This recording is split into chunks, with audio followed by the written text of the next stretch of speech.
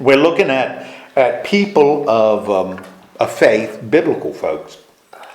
We dealt with the Old Testament first and looked at some of the characters that in different ways demonstrated faith and examples that we can follow. We've been looking at the Gospels, which meant we're talking about people who've encountered Jesus Christ in some way. And we looked at the centurion and how he demonstrated faith by assuming that Jesus could heal from a distance. His word was enough, just like the centurion's word is enough. And we talked about Peter and how Peter showed a lack of faith, lack of dedication, and yet Jesus still kind of restored him and gave him a job to do. And what we're going to be doing today is we're going to look at Zacchaeus. And we all know Zacchaeus was what? Short. A wee little man. Short. In fact, you could almost say a wee little man was he. A wee little man was he. So we know that about Zacchaeus. And as we deal with Zacchaeus, I'm going to encourage us to take a perspective, the perspective of people in the crowd as they're seeing what's going on, because faith sometimes involves us. You know, we demonstrate faith. We either have it or we don't, and we trust to varying degrees. And that changes depending on the situation. But we're also observers of other people. And sometimes we make assumptions about other people and about their dedication that may not be accurate, that may not be true. But we still do it, and what we assume kind of shapes what we end up doing or how we end up reacting. And so we'll look at that a little bit. And that's sort of what the woman was working with in her little description at the beginning of the lesson. Now, what was the situation? Jesus was coming into the city. Well, true. I'm talking about the little thing at the very beginning where the woman said, "When I was young." That little story. Oh, okay. Yeah. They were applying for a job, an acting job, I believe it was. And the one thought she was more qualified for it, but the other one, that she actually studied for it and was trying to prepare for it, while the other one that didn't study just had a good line of talk, won. And so she was upset. You know, I found that really interesting because she's writing this from her own perspective, right? Mm-hmm. And that's kind of important as we look at it. Now, from her perspective, the situation was she believed she was prepared. What did she do that would cause her, what do you think she did that would cause her to assume that she's prepared? Well, by studying for it. Okay, study for it. Prepared for it, meticulously prepared. Okay. If it is an acting situation, what would be some things ways she could prepare? Studying whatever they... She could study what she had for them. If it's acting, would assume that they would have her Do a dialogue. do some kind of a dialogue. And so if you were preparing for that, if she said, "I'm meticulously prepared," what would that involve? The speaking. Okay. Met with teachers and mentors. That she even mentioned that, met with teachers at the school, met with mentors, had contacts, probably worked on her speech, maybe worked the singing with somebody else, might have even had people evaluate or offer suggestions as to how she could do it. So from her perspective, she was prepared, right? Mm-hmm. Now what I find really interesting is when she said, "And Jackson, he didn't." Nope, you just... He didn't. Now, I find that, again, that's from her perspective, right? Mm-hmm. And that, as I was reading it, I really thought, oh, how does she know Jackson didn't prepare? That's what I was going to just say. How did she know he didn't? Yeah, that's how did she know he didn't prepare? Because that's the whole premise at the beginning. I prepared and he didn't. Mm-hmm. How would she know that he didn't prepare? Probably how he did, well, you So know. he would wing it. Yeah, that she said, oh, he would just wing it. Why would what would lead her to make that assumption? That was his lifestyle. Okay, good. That's probably the way he'd acted in the past. In other words, what would be some characteristics in his lifestyle that she's observed that would cause her to come to that conclusion? He won instead of her, maybe. What's that? What would cause her to come to the conclusion that if he is acting like he always acts, he's just showing up? What would be some things that she's observed in him that would cause her to reach that conclusion? Maybe the way he talked about it. Okay, maybe the way he's talked about it or other things. Yeah. You know, in other situations, he's kind of, I don't worry about it. I'll just show up. Yeah, his preparation, Okay, that she's seen him prepare for other things, which he didn't. which maybe he didn't, you know, in other situations. But the thing of it is though, she wasn't with him all the time, she didn't see him all the time, so she has no idea what he did Right. on his own. But she let those assumptions that she had shape her reaction. And so when he gets in and she doesn't, what conclusions, what does she do with that? What are the conclusions she comes to? He cheated her. Okay, it's interesting, the first thing she said is, he must have cheated. Oh, She got bitter. Yeah, he must have cheated. What else could she have said? And if it's an acting thing, that's pretty hard to cheat, you know, Yeah. in acting. It makes it really bad if it was a test that they had to do when she accused him of cheating. That's pretty big. You know, that's worse than, well, he just got lucky. What else? maybe he was more spontaneous in his, you know, she was so oriented in studying and learning about whatever, and he was spontaneous. He just, what he felt, he was the way he did it. Maybe that made a difference. Especially if they had an interview. Could have, that he was more relaxed and more spontaneous than she was. Could be he was just better. Could be. You know, I dated a woman when I was in seminary, and she was at the University of South Carolina, started in piano performance. And the professor came in and said, first day of this plenary, we had about 100 freshman piano majors in a room. And he said, look around. He said, right now, before we even start, first day of class, look around. Look at the other people in this classroom. Now, I'm going to tell you right now that in this class of 100, 5 of you will earn a living playing the piano. 5 of you. If you graduate, 5 of you will earn a living playing the piano. Another 30 of you will really enjoy play part-time, fill in churches, you know.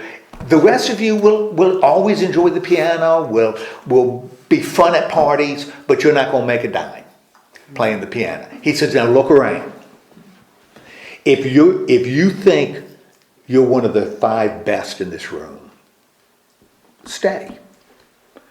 If you don't, go to the administration right after class, change your major. Drop the class. Because you're wasting your time. You're wasting your time. And I thought, wow, that's pretty dramatic. And the woman I dated, because she'd played the piano her whole life, of course, dropped the class and changed her major. Because she looked around and she said, I wasn't the best one in this room. You know, I knew I wasn't the best one in this room. So I recognized that I wasn't as good as these other people. So I changed. I thought that was kind of a powerful thing. But, you know, there's a lot of reasons why he could have gotten it. She assumed that he didn't work hard. She assumed he must have cheated, or maybe, you know, he knew somebody. You know, his daddy made a phone call. You know, they paid somebody on the admit board. You know, There must have been something shady going on. He may have just been a natural too. He may have been better. You know, he may have been better. Or may have had a really good day. Yeah. Don't know. She doesn't know. But she assumed, right? Yeah. She assumed he didn't prepare like her, and she assumed he must have gotten in. And what did that do to her? Devastated her. Well, it devastated her that she didn't. Okay, now she's jealous because she's devastated because she doesn't get in. But now, how does she feel Bitter. about Jackson? She is bitter. And how does she direct that at the guy she assumed didn't prepare, not like her, assumed cheated in some way to get in, not like her? How did she treat Jackson? Not nice. She didn't treat him very In nice. a sarcastic remark. Yeah. And you know, did you ever notice when the difference, you can take 3 people who play the piano, who are good at playing the piano, but 1 out of the 3 makes you feel the music. You know what I mean? And the other 2 are just playing. Yeah. They can play, and they can play well, but you don't really feel it as much as someone who really feels the music. And you have different.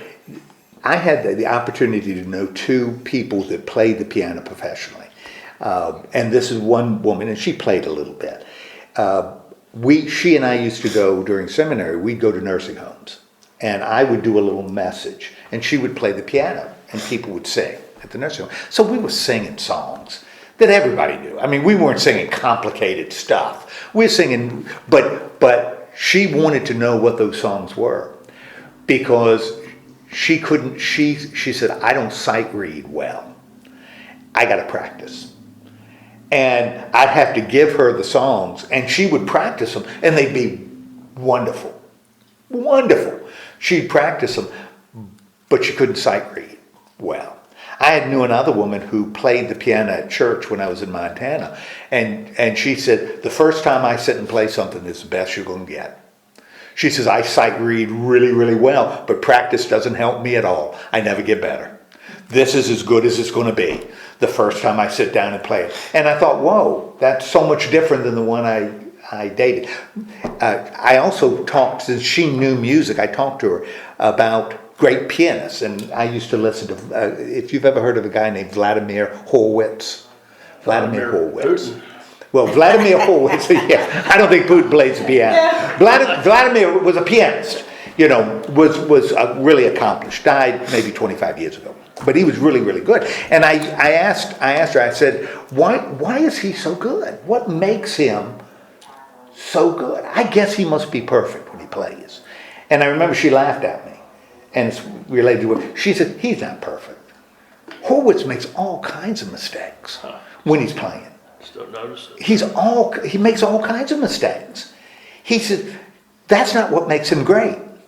It's not that he plays it perfectly. You can get perfect performances. That's not hard to get a perfect performance. Particularly, you know, with studio recordings, because you play a little bit and they record it, and you play a little bit more, and if it's not good, they discard it, and you play a little, and they sort of piece it together.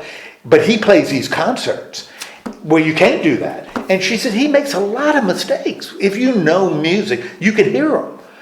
It's not playing it perfect. Somehow he conveys emotion when he's Yep, playing. he feels He it. has And to you be feel filled with that. Yeah. In order to provide it. Right. You can feel what he's playing. She says there's a lot of perfect pianists, but they can't convey emotion, and he can. Scott can play. He can add to. Yeah, he does those little embellishes Yeah. between verses. And there's more there than what he's showing us, too. Mm-hmm. I've heard he is an excellent pianist. Mm-hmm. And I wish he would do more of that here. Yeah.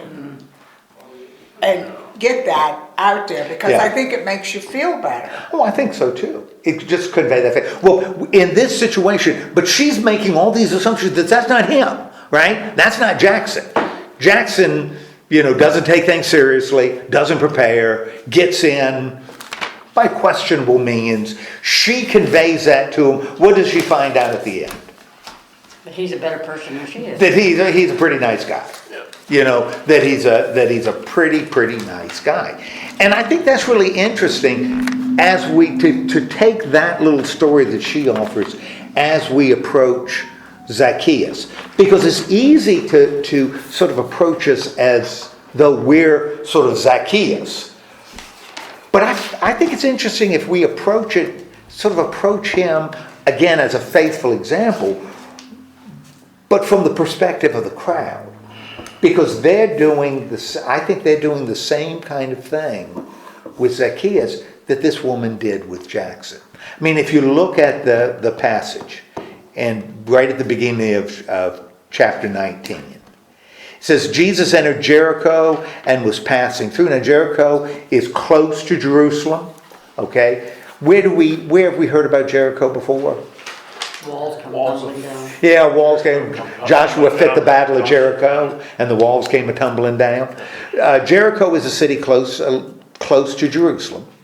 A man was there by the name of Zacchaeus. He was the chief tax collector and was wealthy. Okay, now just by that, in those two verses, what do we know about Zacchaeus? Tax collector. Tax collector. And a short man. He's wealthy. Well, we don't know he's short yet. We're going to get to that in a minute. Right now we know he's a tax collector and we know that he's wealthy. Now, you're there in the crowd. What assumptions are you making about Zacchaeus, this wealthy tax collector? There's that guy I got to pay taxes to every year. So you're not happy? Don't like him. Don't like it? Right, Alice? Yeah. Now, that's not the situation in our society. We like paying taxes, right? Oh, yeah. Yeah, we're all excited about participating so that things can happen, Yeah, right? we'll see our tax collector at the end of August. Yeah, we still don't like tax. They liked them even less back in the day. You know how they collected? First, the Romans are in control, right? Mm-hmm. And the Romans cared about one thing in their empire. Money. That's what they cared about. Money. Money going into Rome. Yep. That's what they cared about. Now, they cared about other things, but it was usually related to money. They wanted control. They wanted peace. They wanted prosperity. All of which enabled them to get more money. Okay, so money is a big deal. And the Romans were really sharp in organizing things. Mm-hmm. And when they set up their tax systems, and we're talking about a huge empire, ancient empire, where it's hard to connect to people. That's not as easy. They set up the tax, and they weren't the only people that did it. A lot of societies did this. But instead of the Romans hiring tax collectors and sending them out, hiring tax collectors, that would cost them what? Money, because they have to hire them. They have to send them out, which is going to cost them money. Okay. They've got to protect them, which is going to cost them money. All of them are going to cost them. There's a cheaper way. Instead of hiring our own people. And if a Roman knocks on your door to collect taxes, and you're in Palestine, you're in Judea, a Jew answers the door and a Roman is saying it's time to pay your taxes, how's that Jew going to feel? Bitter. Not going to feel bitter, not going to feel good, right? Might be kind of... Offending. Yes, offending, yeah. Might sort of hide the money in the back. And so the Roman has got to get somebody to get the money for. There's a better way. Instead of having the Romans, which expose us to a lot of problems, cost us a lot of money, can result in people getting really upset and rioting people don't pay taxes. Instead of doing that, why don't we get the people who live in the area to collect the taxes? So let's get Jews to collect Roman taxes from Jews instead of Italians, right? Speak the same language, we're good. Now, we don't want to have to pay to protect them. We don't want to put them on the salary. So this is what we're going to do. We're going to establish that from every area, a certain amount of money is going to have to come. We're not talking about necessarily like income tax, but we're talking about taxes that should come from a whole area that can be assessed any way the person wants to assess it. Tax collector wants. Now, as long as that tax collector, who's a Jew, and they'll sort of sell it like franchises, as long as the Jew collects his taxes, the taxes that he has to pay us, we're good, right? Well, if the Jew then, if the tax collector collects more than what the Romans want, then the tax collector can keep it. And this is the deal. You can keep whatever you collect above what we want. As long as you send us what we require, you can collect as much as you want. But don't be stupid.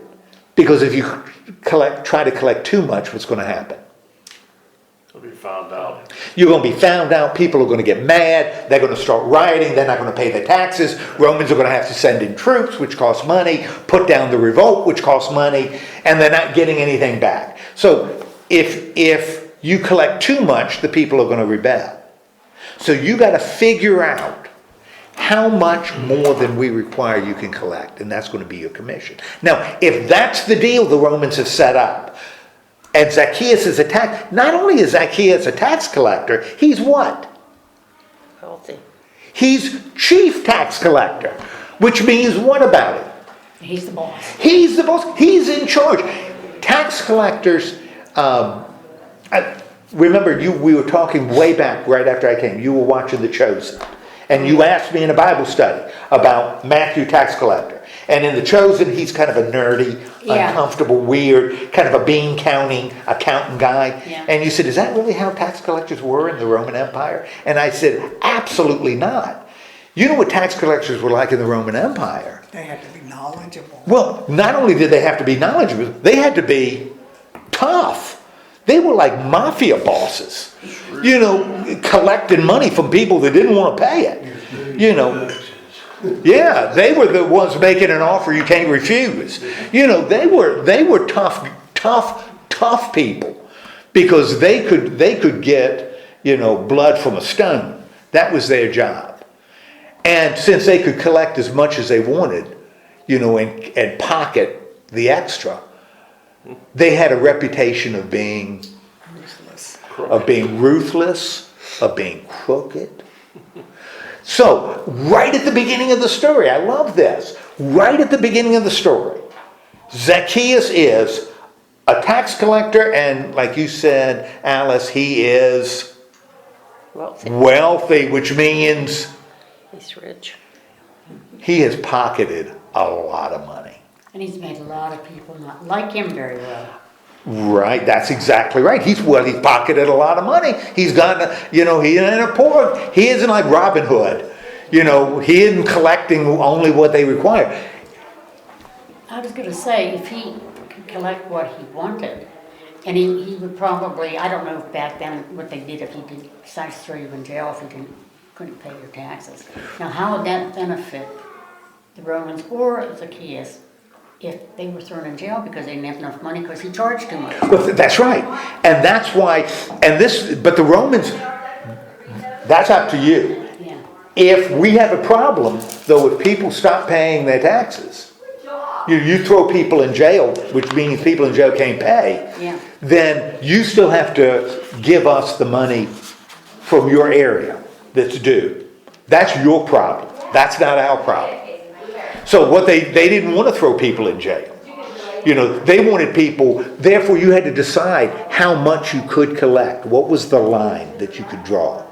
Too much was going to cause you a problem. Too little, you weren't going to be able to pay what is due. You may not be able to earn any kind of a living. So tax collectors were smart in that they had to determine exactly how much they could collect. And tax collectors had little goons.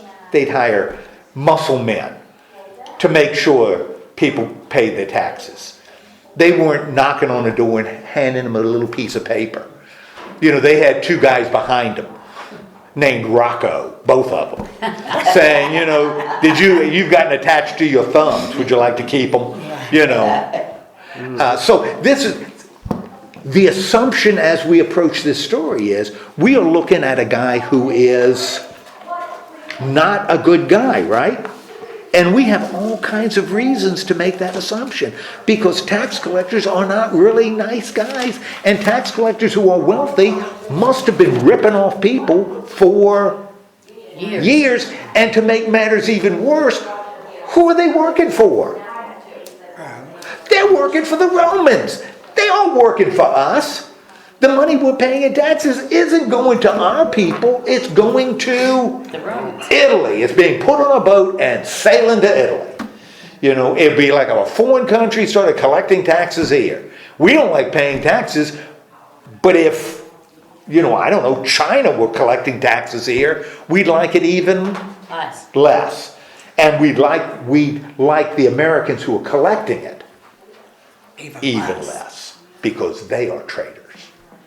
So Zacchaeus, there is nothing good in that description of Zacchaeus. And then we get to the next verse. It says he wanted to see Jesus, but because he was short, he couldn't see over the crowd. This guy is a wealthy tax collector who is short.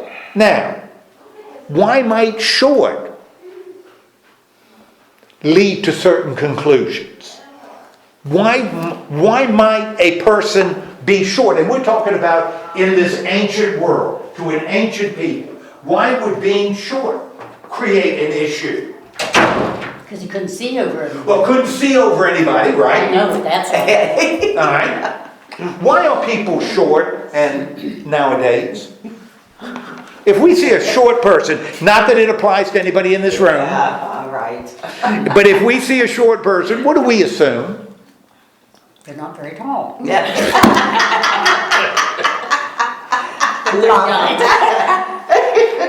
You know something? Which glad you I attended after high school, college, or seminary for 10 years.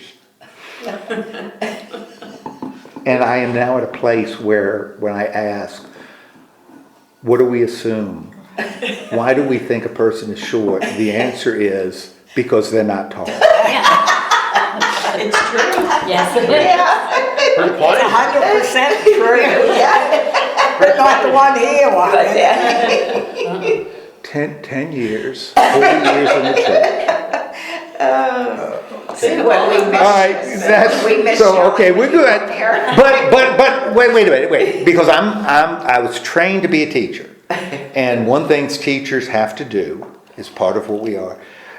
Good answer. Yeah, good answer. Anything else? genetics. Okay, we would say genetics, right? Yeah. We'd say Poor nutrition. maybe poor nutrition. We'd say we'd give it a physical reason, right? Category. A category, and it wouldn't be the fault of the person who's short, right? That's how they were born. Yeah. But we talk about an ancient world, right? So they don't know about genetics, right? They don't know about nutrition. They don't know the details of nutrition. So you got a short person. Why is that person short? Maybe. Is it preferable to be short? Is that an advantage in... Not back then, because there Not were so back- many crowds. Yeah, there were crowds and, you're working. They're working. It's hard to live. We people who are short, we have short arms. And, we don't move quite as fast or as far as others. Yeah, we have to weave and crawl underneath people and stuff. That maybe being short is kind of a curse. Yeah, it's a hindrance. Maybe there's something going on in the background. Maybe God has caused that person to have this disability, this shortness of disability. So, as we look at Zacchaeus, Now, again, from our 21st century eyes, that's fine, he's just short. That explains where it's, but for ancient people, this guy there's nothing good yet presented about Zacchaeus. He's a tax collector, which means he's a traitor. He's wealthy, which means he's been ripping off people. And he is short, which means there must be something wrong with his family. Right? What's the assumption? All of the above. All of the above. Not a very good guy. You want to be around him? Heck no. What does Zacchaeus do? Climbs a tree. He climbs a tree. Why does he climb a tree? So you can see. Because that gives him the opportunity to see. Right? Okay, what kind of a tree does he climb? What kind of tree does he climb? Sycamore fig. Sycamore tree. Sycamore Okay. fig. I didn't know what they grew over there. Yeah, he climbs a sycamore tree. And so he can see. And when Jesus comes to the place, he looks up and saw him and says to him, Zacchaeus, come down immediately. I must stay at your house. So he came down and at once welcomed him gladly. You're in the crowd. What are you thinking? Oh my, he's going with a tax collector. With a sinner. Yeah. Okay, Jesus is going with a sinner, right? Yeah. Which must mean He's a sinner. there's something wrong with Jesus. Maybe he's a sinner. It would attack his credibility a little. Attack his his credibility. And Zacchaeus, at best, Jesus doesn't realize what a disgusting human being Zacchaeus is. Because that's what we, as members of the crowd, Thought. assume. But- That's what we assume, right? Because that's, by outward appearances, that is Zacchaeus. Well, Jesus knew. So, we know that now, but, Jesus knew who he was. Well, but we're not Jesus, right? We're just part of the crowd. Okay. All the people saw this and began to mutter, he has gone to be a guest of a sinner. Now, when you read scripture, we just have words, right? We don't know how those words are said, right? In other words, we don't know if, when it was written, the intention was all the people began to mutter, he's going to be a guest with a sinner. Which would mean what? They don't. How dare he? Who does he think, Jesus think he is, going with a sinner? That must show something terrible about him. Or, he is going to be a guest with a sinner? Yep. Which would reflect shock or confusion? Question? We don't know. We just got words, right? Either way, based on the assumption the crowds have made about Zacchaeus, this just ain't cool. This just ain't cool. Oh, just like the beginning story. Just like the beginning story. And that's when I find that story really interesting. Because it's all the assumptions that she starts making about Jackson. And she didn't know whether they're true. All the assumptions that crowd is making about Zacchaeus, that we know they're making because that's what they say in verse 7, they don't know whether it's true. And in fact, as the story goes on, but Zacchaeus stood up and said to Jesus, look, and this is before he even goes home, look, Lord, here I am, and now I give half my possessions to the poor, and if I have cheated anyone out of anything, I will pay them back 4 times the amount. Jesus said to him, today salvation has come to your house, because this man too is the son of Abraham, for the Son of Man came to seek and save the lost. So, all those assumptions those people made about Zacchaeus, based on all those factors they looked at from his past and present, how did they relate to the man who is standing before Jesus?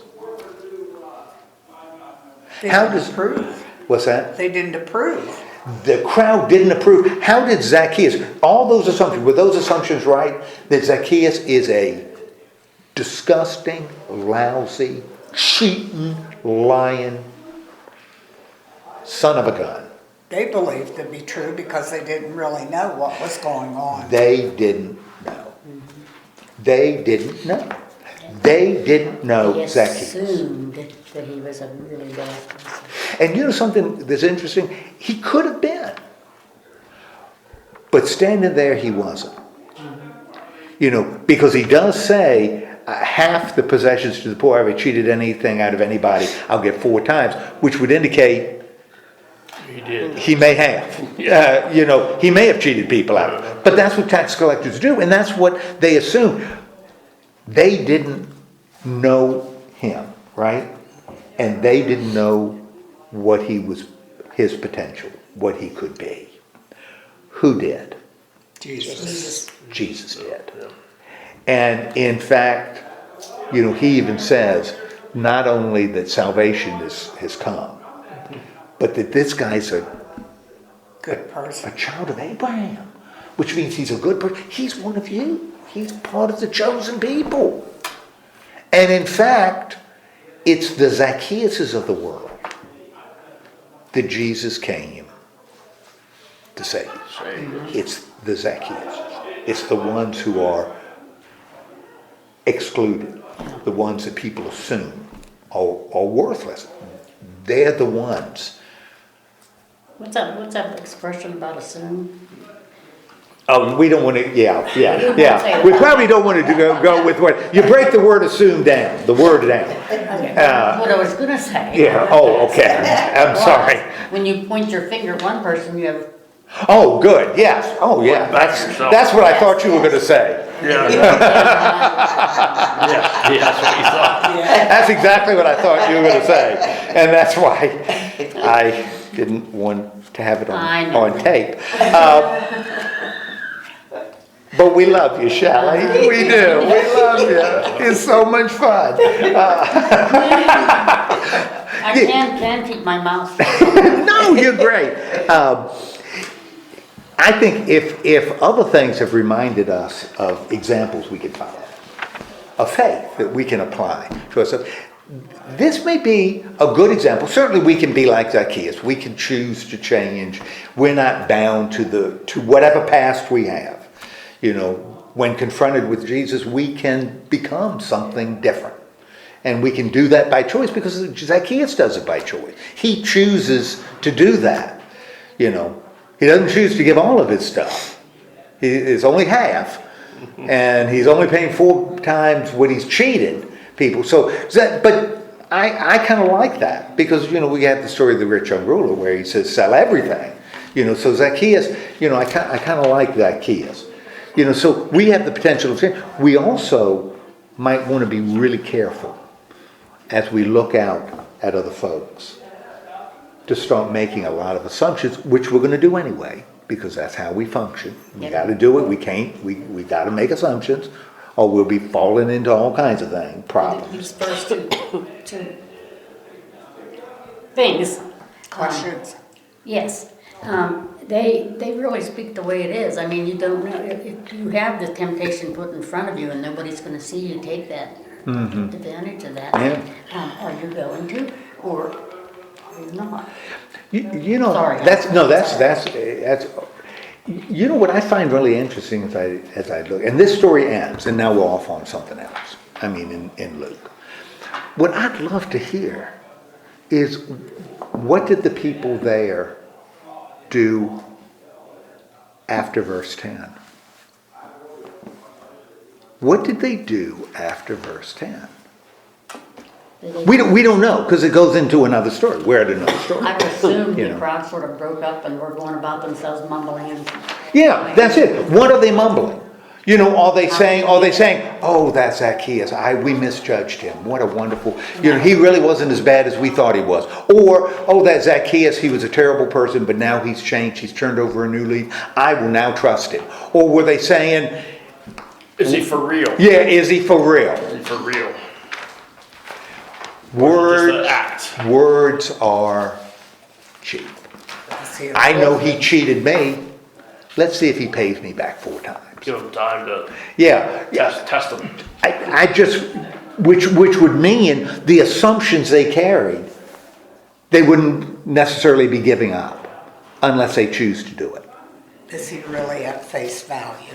That's exactly right. Or are we going to base it on His past. everything else we've seen?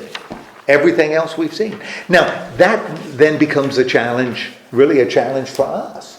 You know, do we in the face of situations that force us to question our assumptions, are we willing to allow those assumptions to change?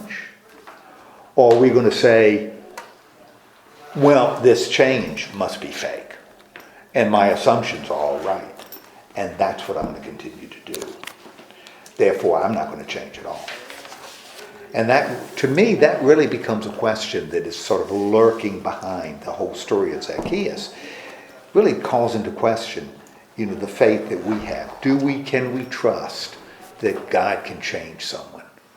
Or are we going to be governed by the assumptions, permanently governed by the assumptions that we make? Just trust what Jesus says, because I have seen some people and had felt that it was a certain thing, and it turns out later that it wasn't. Yeah. That person was totally different than what I was. When I was working on that, I was thinking, I'm looking at you, Barb, about Hallmark movies. How often in Hallmark movies, this is exactly what happens in Hallmark movies. Not a few Hallmark movies. Yeah. No, every Hallmark movie. This is what people make assumptions. Yes. They act on their assumptions. The assumptions end up being wrong. They have a hard time changing. In fact, they don't change. They assume that what they saw in the past is still valid, and then at the end, they somehow they come together and their assumptions are questions, and life goes on and everything is wonderful. And that's really kind of what's going on here.